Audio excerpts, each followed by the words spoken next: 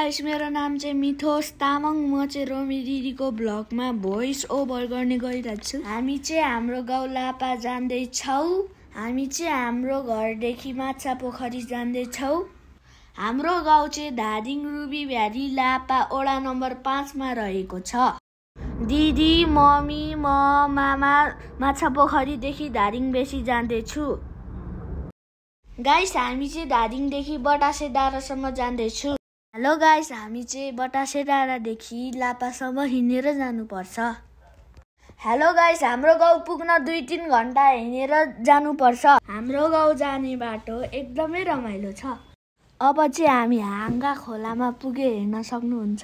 Mummy चाहिँ नसकी हिँड्ने भइरहेछ। मामाहरू चाहिँ बचपनको कुराहरू सम्झेर हाँसिरहनु भएको छन्। काइला मामा चाहिँ एकदमै गफाडी छन्। जंगलमा त घंगट खोज्ने, माछा मार्ने, टिपेर खाने स्कुल छैन है। त्यसले खाएको होला। मेरो वर्षपछि पनि भाइ मान्छे ल्याए हुन्छ भनेर नि। अब त्यहाँबाट गर्छु भनेर त्यो दाइले के त्यहाँको घर मलाई लिन आउने बेलामा के ल्याइरहेको रहेछ कि सुन्दला के फलफुल लिएर आएको रहेछ होइन। भाइ आयो। मेरो मम्मी चाहिँ एकदमै रातो भएछ।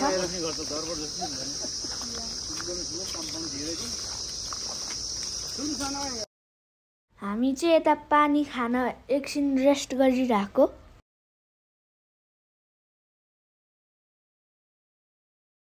हाम्रो दुईटा मामा अनि मम्मी चाहिँ हिँड्ने भइरहेछन् अनि रोमी दिदी चाहिँ सुटिङ गर्नु भइरहेछन्।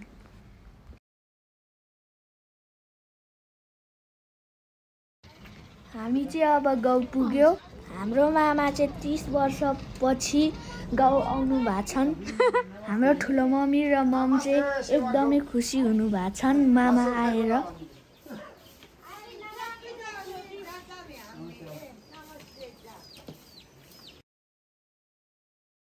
यो चाहिँ हाम्रो ममको छतबाट देखिने भ्यू हो।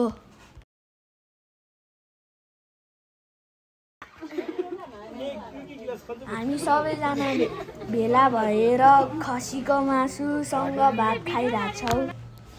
हामी सबैजना चाहिँ खाना खाएर नाचगान गरिरहेछौँ।